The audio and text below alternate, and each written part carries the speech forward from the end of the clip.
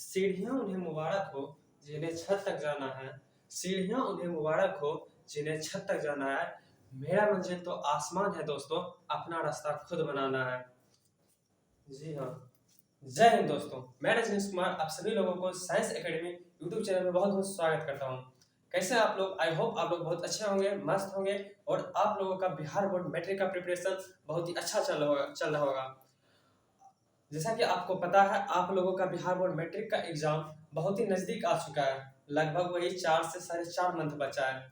इस टाइम को किस तरह से यूज करना है?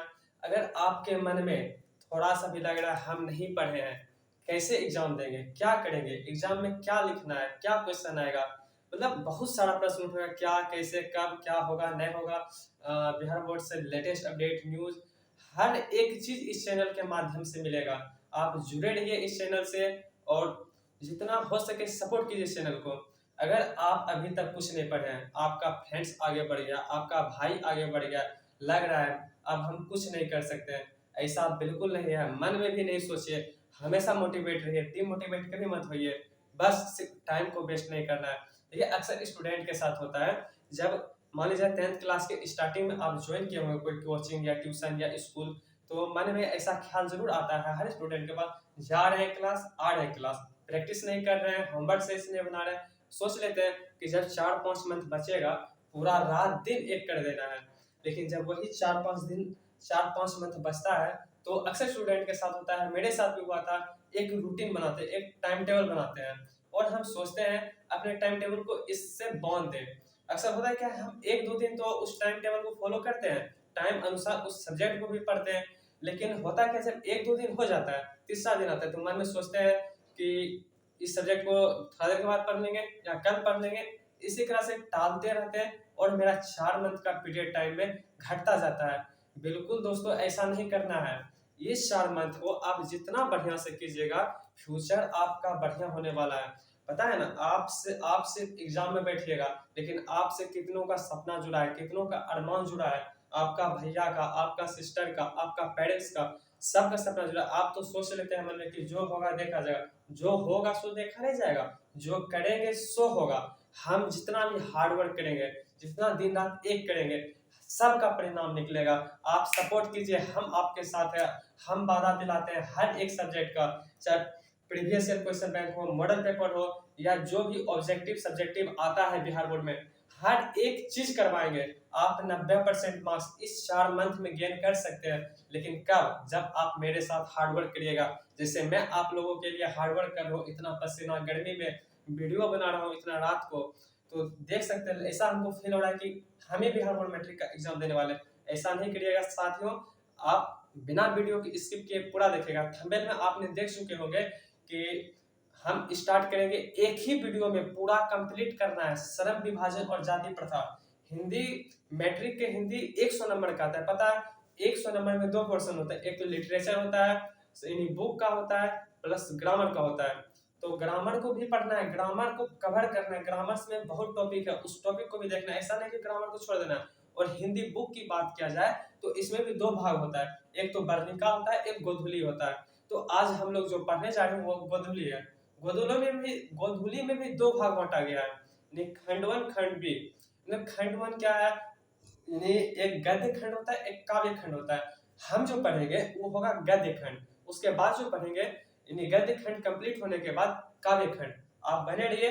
देखिए आप सोचते होंगे, बहुत लोग मन में ये सोचता है कि बहुत स्टार्टिंग से ही लेक्चर दे रहा है, क्या छोटा मोटा चैनल है, लेकिन पता है हर स्टूडेंट्स या आप लोग के ही सपोर्ट से कोई चैनल बड़ा बनता है। अगर आप लोगों को लग रहा है वीडियो अच्छा है, कंटेंट अच्छा है, तो बिल्कुल स्किप मत कीजिए। चलिए हम चलते हैं, स्टार्ट करते हैं। श्रम विभाजन और जाति प्रथा बहुत अच्छे से एक्सप्लेनेशन करेंगे और इसका जो ऑब्जेक्टिव होगा, सब्जेक्टिव होगा, एक अलग वीडियो सेपरेट बना के अपलोड करेंगे बहुत ही अच्छे ढंग से।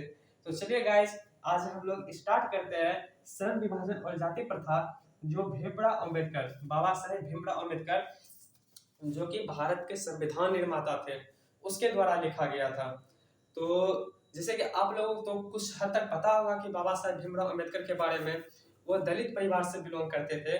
उन्होंने अपने जीवन स्टूडेंट लाइफ में इतना स्ट्रगल किया है, इतना स्ट्रगल किया है कि आप कल्पना नहीं कर सकते हैं। अगर उस अगर आप उसके बारे में जानना चाहते हैं तो अगर बढ़िया से जानिएगा तो आपके रोंगटे खड़े हो जाएंगे। वो उस जाति से बिलोंग करते हुए उतने हद तक स्टडी करना आज के समय में पॉसिबल नहीं है। उन्होंने बहुत कुछ किया। चलिए बिना वीडियो को लंबा चौड़ा किए स्टार्ट करते हैं, बहुत ही शॉर्ट वीडियो बनाते हैं। अगर आप लोगों के पास ये बुक है गोदुली भाग 2 कक्षा 10 तो आप निकाल सकते हैं और हम भी लाइन बाय लाइन पढ़ेंगे, एक्सप्लेनेशन करेंगे और आप भी देख सकते हैं। तो चलिए फ्रेंड्स स्टार्ट करते हैं। जैसे कि पहले तो हम राइटर का बारे में पढ़ेंगे, उससे रिलेटिव जहां से ऑब्जेक्टिव आता है उस ऑब्जेक्टिव को कवर करते हुए आगे चलना है। फिर बुक चलना है, यानी जो चैप्टर में कहा गया है भीमराव अम्बेडकर के द्वारा वो देखना है, और फिर इसका क्वेश्चन आंसर देखना है, ऑब्जेक्टिव हो या सब्जेक्टिव। चलिए चलते हैं। जैसे कि भीमराव अम्बेडकर का राइटर के बारे में लिखा है, बाबा साहेब भीमराव अम्बेडकर का जन्म 14 अप्रैल 1891 ईस्वी में महू मध्य प्रदेश में एक दलित परिवार में हुआ था। यहाँ से एक बहुत ही शानदार और बहुत ही मस्त क्वेश्चन पूछता है बिहार बोर्ड कि भीमराव अम्बेडकर किस परिवार से बिलोंग करते हैं। भीमराव अम्बेडकर किस परिवार से बिलोंग करते हैं? तो मेरे गाइस, मेरे फ्रेंड्स, बिल्कुल एक बार में बताइएगा कौन परिवार से बिलोंग करते हैं? दलित परिवार। कौन किस परिवार से बिलोंग करते हैं भाई? दलित परिवार। यहीं से और भी एक मस्त प्रश्न पूछता है कि बाबा साहेब भीमराव अम्बेडकर का जन्म कहाँ हुआ था। तो बताइए, आप कमेंट में कीजिएगा कहाँ हुआ था। और अभी हम देखते हैं कहाँ हुआ था, महू मध्य प्रदेश में। कहाँ हुआ था भाई? महू मध्य प्रदेश में। और यहीं से अगर एक क्वेश्चन पूछा जाए कि बाबा साहेब भीमराव अम्बेडकर का जन्म कब हुआ था, तो 14 अप्रैल 1891 में। ठीक, आगे बढ़ते हैं। मानव मुक्ति के पुरोधा बाबा साहेब अपने समय के सबसे सुप्रसिद्ध जनों में से एक थे। यहाँ से भी क्वेश्चन आता है कि मानव मुक्ति के पुरोधा किसे माना जाता है, तो किसे माना जाता है? बाबा साहेब भीमराव अम्बेडकर को। आगे बढ़ते हैं। प्राथमिक शिक्षा के बाद बड़ौदा नरेश के प्रोत्साहन पर उच्चतर शिक्षा के लिए न्यूयॉर्क यानी अमेरिका में है, फिर वहां से लंदन यानी इंग्लैंड गए। उन्होंने संस्कृत का धार्मिक, पौराणिक और पूरा वैदिक वाङ्मय अनुवाद के जरिए पढ़ा और ऐतिहासिक सामाजिक क्षेत्र में उनके मौलिक स्थापनाएं प्रस्तुत की। सब मिलाकर वह इतिहास मीमांसक, विधिवेता, अर्थशास्त्री, समाजशास्त्री, शिक्षाविद तथा धर्म दर्शन के व्याख्यात बनकर उभरे। बहुत ही अच्छा लाइन लिखा गया है लेखक के बारे में।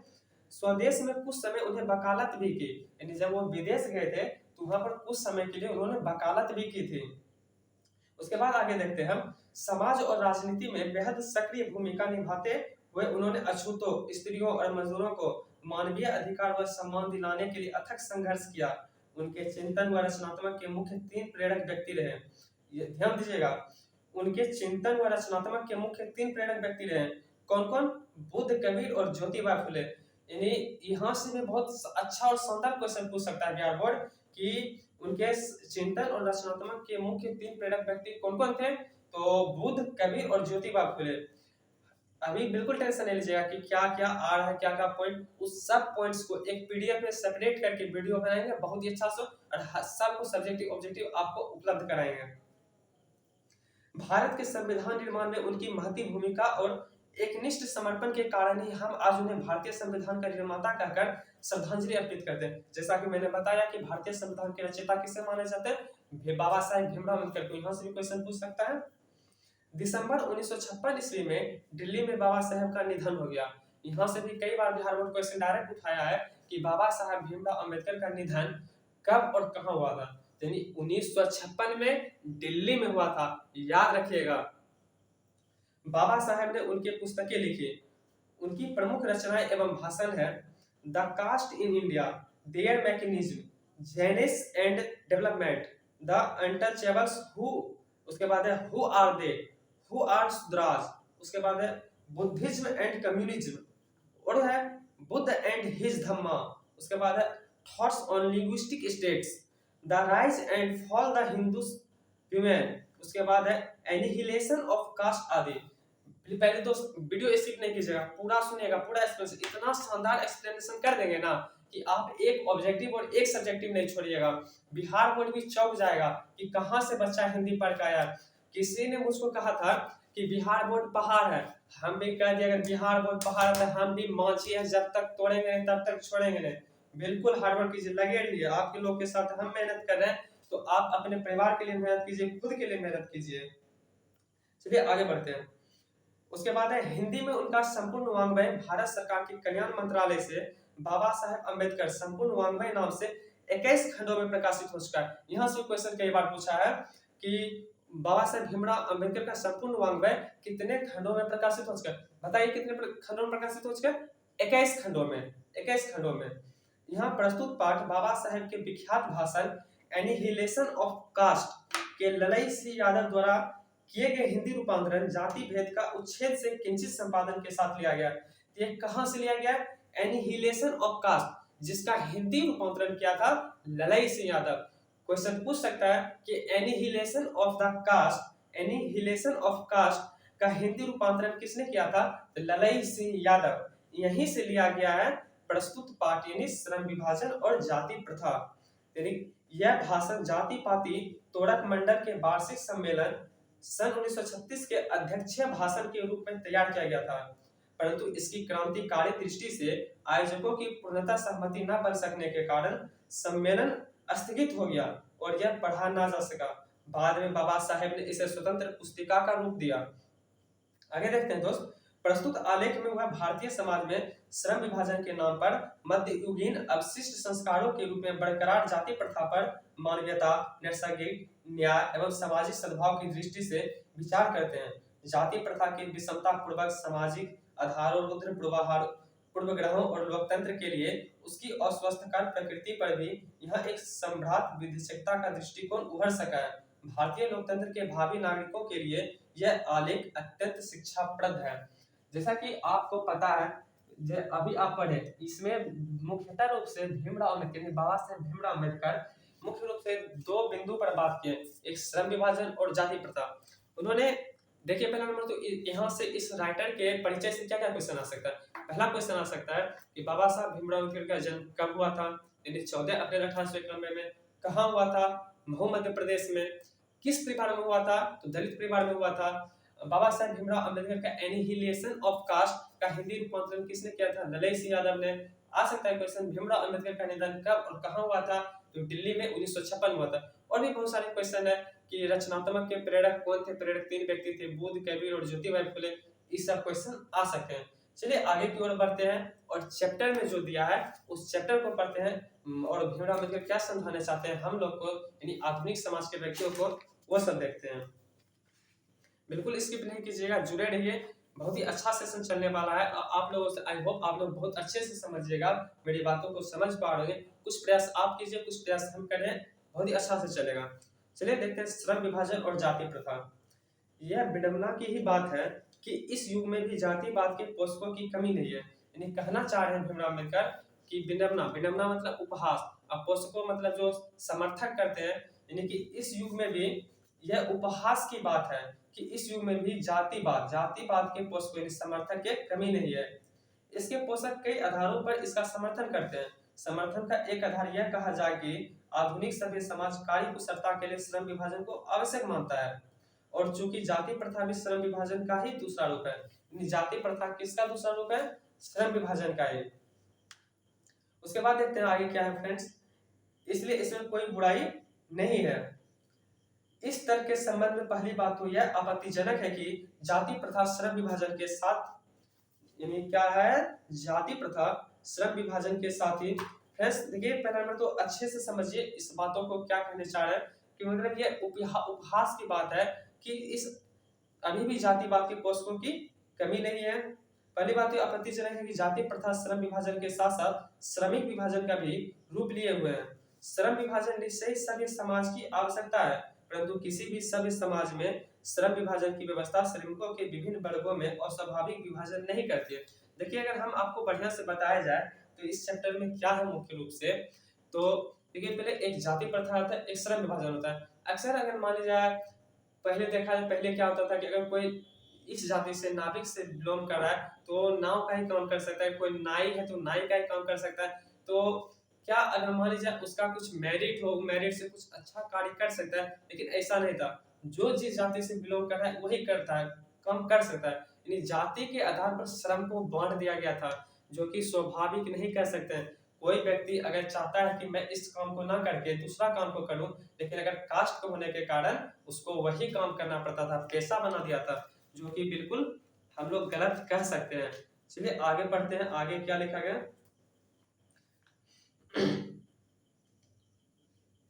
श्रम विभाजन निश्चय ये तो पढ़ लिए थे लाइन में, आगे की ओर देखते हैं। भारत की जाति प्रथा की एक और विशेषता यह है कि श्रमिकों का अस्वाभाविक विभाजन ही नहीं करती, बल्कि विभाजित वर्गों को एक दूसरे की अपेक्षा उच्च नीच भी करार देती है। यानी जो जाति का विभाजन करता है भारत का, ये भी देखा गया है भारत में, हिंदू खासकर हिंदू धर्म में, कि अगर वो तो जाति का विभाजन करते ही करते हैं, उच्च नीच का भी भावना मन में पाल लेते हैं, जो कि ऐसा नहीं होना चाहिए, जो कि विश्व के किसी समाज में नहीं पाया जाता है। और बाकी अगर विश्व को देखें तो विश्व के किसी भी समाज में ऐसा नहीं पाया जाता है। जाति प्रथा को यदि श्रम विभाजन मान लिया जाए तो यह स्वाभाविक विभाजन नहीं है, क्योंकि यह मनुष्य की रुचि पर आधारित नहीं है। देखो अभी कह रहा है मतलब भीमराव अम्बेडकर कि जाति प्रथा को श्रम विभाजन मान लिया जाए तो स्वाभाविक विभाजन नहीं है, कहीं पॉसिबल है? स्वाभाविक विभाजन कैसे हो सकता है? जब उसके मन के रुचि के आधार पर हो तब। नहीं, ऐसा नहीं होता है। कुशल व्यक्ति या सक्षम श्रमिक समाज का निर्माण करने के लिए यह आवश्यक है कि हम व्यक्तियों की क्षमता इस सीमा तक विकसित करें जिससे वह अपने पेशा या कार्य का चुनाव स्वयं कर सकें। इस सिद्धांत के विपरीत जाति प्रथा का दूसरी सिद्धांत यह है कि इससे मनुष्य के प्रशिक्षण अथवा उसकी निजी क्षमता का विचार किए बिना दूसरे दृष्टिकोण से, जैसे माता पिता के सामाजिक स्तर के अनुसार पहले से अर्थात गर्भधारण के समय से ही मनुष्य का पेशा निर्धारित कर दिया जाता है। देखिए जाति प्रथा एक इतना गलत चीज है कि कोई बच्चा जन्म ले रहा है, क्या वो जानेगा कि हम किस जाति में किस कास्ट में जन्म ले रहे हैं, उसको कुछ पता नहीं रहता है। जब उसके माता पिता के स्तर के आधार पे जब वह गर्भ धारण में ही रहता है तो उसको पेशा निर्धारित कर दिया जाता है कि ये है वो है, जो भी हो ऐसा निर्धारित कर दिया जाता है। उसी के अनुसार उसको श्रम में बढ़ देगा, श्रमिक विभाजन कर देगा कि आप वही काम कीजिएगा। तो ये एक अच्छा समाज की पहचान नहीं कह सकते हैं। आगे देखते हैं क्या है। जाति प्रथा पेशे का दोषपूर्ण पूर्व निर्धारण ही नहीं करती, बल्कि मनुष्य को जीवन भर के लिए एक पेशे में भी बांध देती है। जाति प्रथा मान लीजिए उसी कास्ट में जन्म लिया तो जाति प्रथा ऐसा एक मतलब गलत चीज है कि जिंदगी भर के लिए उम्र भर के एक ही पेशे में बांध देती है। भले ही पेशा अनुपयुक्त या अपर्याप्त होने के कारण वह भूखा मर जाए, चाहे पेशा में उसके जो जाति है उसमें रुपया हो या ना हो, कमाई हो ना हो, वो भूखा क्यों ना मर जाए, लेकिन उसको उसी पेशा से निपट कर रहना है, ऐसा कर दिया गया है। आधुनिक युग में यह स्थिति प्रायः आती है क्योंकि उद्योग धंधों की प्रक्रिया व तकनीक में निरंतर विकास और कभी कभी अकस्मात परिवर्तन हो जाता है, जिसके कारण मनुष्य को अपना पेशा बदलने की आवश्यकता पड़ सकती है। और यदि प्रतिकूल परिस्थितियों में भी मनुष्य को अपना पेशा बदलने की स्वतंत्रता ना हो तो इसके लिए भूखे मरने के अलावा क्या चारा रह जाता है। लेकिन कह रहे हैं कि अगर वैसा प्रतिकूल स्थिति या ऐसा कंडीशन आ जाए जबकि उसको पेशा बदलने की आवश्यकता है, फिर भी अगर वो पेशा ना बदल पाए तो भूखे मरने के अलावा कोई दूसरा और उपाय नहीं है। सही बात है। चलिए आगे देखते हैं। हिंदू धर्म की जाति प्रथा किसी भी व्यक्ति को ऐसा पेशा चुनने की अनुमति नहीं देती है जो उसका पैतृक पेशा ना हो। यानी हिंदू धर्म की जो जाति प्रथा है वो तो और भी अच्छी है कि मतलब कोई दूसरा पेशा चुनने की अनुमति नहीं देता, जो उसका पैतृक पेशा नहीं, जो पहले का पेशा नहीं, उसके जो दादा परदादा का पेशा हो उसके अलावा आप कोई दूसरा पेशा नहीं चुन सकते हैं। ये हिंदू धर्म की जाति प्रथा का बनाया गया है। चलिए आगे देखते हैं और क्या लिखा है। भले ही वह उसमें पारंगत हो, इस प्रकार पेशा परिवर्तन की अनुमति न देकर जाति प्रथा भारत में बेरोजगारी का एक प्रमुख अप्रत्यक्ष कारण बनी हुई है। देखिए फ्रेंड कितना मस्त लाइन आ चुका है। जाति प्रथा भारत में बेरोजगारी का एक प्रमुख अप्रत्यक्ष कारण बनी हुई है। यहाँ से ऑब्जेक्टिव भी पूछता है, सब्जेक्टिव भी पूछता है। ध्यान सुनिएगा, पूछेगा क्वेश्चन कि भारत में बेरोजगारी का एक प्रमुख और प्रत्यक्ष कारण क्या बना हुआ है, तो आप जवाब दीजिएगा बेरोजगारी। बेरोजगारी भारत में एक प्रमुख और प्रत्यक्ष कारण बनी हुई है। यानी बेरोजगारी का प्रमुख और प्रत्यक्ष कारण कौन रहा? जाति प्रथा। इस प्रकार हम देखते हैं कि श्रम विभाजन की दृष्टि से भी जाति प्रथा गंभीर दोषों से युक्त है। जाति प्रथा का श्रम विभाजन मनुष्य की स्वेच्छा पर निर्भर नहीं रहता है। मनुष्य की व्यक्तिगत भावना तथा व्यक्तिगत रुचि का इसमें कोई स्थान अथवा महत्व नहीं रहता है। जाति प्रथा में किसी व्यक्ति का क्या व्यक्तिगत रुचि है, स्वभाव है, मन है, किस काम में लग रहा है, उस कुछ फर्क नहीं पड़ता है। आपका किसी चीज में रुचि है, स्वाभाविक है, मन लग रहा है, उससे कुछ फर्क नहीं पड़ने वाला है। आपका जो पैसा है उसमें रहिए, आप काम करिए, ऐसा करा। इसी में अपना दृष्टिकोण जोड़ेंगे भीमराव अम्बेडकर कि क्या है, स्किप मत कीजिए, वीडियो को देखते रहिए। थोड़ा सा मेहनत लग रहा है करने में, कोई बात नहीं, हम आप लोग के लिए रेडी है, आप भी रेडी रहिए अपना मेहनत हार्डवर्क के लिए। फिर देखते हैं आगे क्या है। देखिए आगे है, मनुष्य की व्यक्तिगत भावना तथा व्यक्तिगत रुचि की इसमें कोई स्थान अथवा महत्व नहीं रहते, जहां तक हम देख लेते हैं। इस आधार पर हमें यह स्वीकार करना पड़ेगा कि आज के उद्योगों में गरीबी और उत्पीड़न इतनी बड़ी समस्या नहीं है जितनी यह कि बहुत से लोग निर्धारित कार्य को और रुचि के साथ केवल विवशता बस करते हैं। यानी कि इसका कहने का मतलब है कि इस आधार पर हमें जितनी यह बहुत से लोगों को निर्धारित कार्य को अरुचि होते हुए भी व्यवस्था पूर्वक करना पड़ता है काम। ऐसी स्थिति स्वभावतः मनुष्य को दुर्भावना से ग्रस्त रहकर टालू काम करने और काम करने के लिए प्रेरित करती है। ऐसी स्थिति में जहां काम करने वालों का दिल ना लगता हो ना दिमाग, कोई कुशलता कैसे प्राप्त की जा सकती है। यानी आप लोग भी देखते होंगे, आप अपने सोसाइटी में देखते होंगे, समाज में देखते होंगे, गांव में देखते होंगे कि अगर कोई कास्ट से बिलोंग कर रहा है, सर आप बुरा मत मानिएगा, जैसे कि मान लीजिए कोई बढ़ई है तो उसका काम देखते हैं कि वो लकड़ी का ही काम करता है और वो उसका मतलब कहते हैं बेटे को भी आगे प्रोसेस ये रखता है, लेकिन ऐसा नहीं होना चाहिए। ये जाति के आधार पर श्रम का बांटना बहुत ही गलत है। इसी के बारे में भीमराव अम्बेडकर हम लोगों को समझा रहा है। इसी के कारण अगर मान लीजिए उसके काम सही से नहीं चला तो भूखा क्यों ना रहना पड़े, लेकिन वो पेशा बदलने का अनुमति हिंदू धर्म में नहीं देता है। उसके बाद देखते हैं आगे क्या है।